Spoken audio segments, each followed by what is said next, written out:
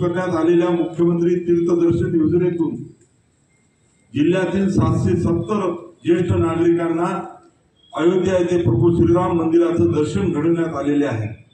ज्येष्ठ नागरिकांसाठी मुख्यमंत्री वयोश्री नावाची आणखी एक योजना शासनाने सुरू केली। 65 वर्षावरील नागरिकांना वयोमानाने येणारे अपंगत्व, अशक्तपणा यावर उपाययोजना करण्यासाठी 3000 रुपयाचे अर्थसहाय्य या योजनेतून दिले जातात। जिल्ह्यात आतापर्यंत 17,000वर ज्येष्ठ नागरिकांना लाभ देण्यात आला आहे। इतर मागासवर्गीय, विशेष प्रवर्ग व विमुक्त जाती, भटक्या जमाती प्रवर्गांसाठी राज्य शासनाने स्वतंत्रपणे मोदी आवास योजना, घरकुल योजना सुरू केली।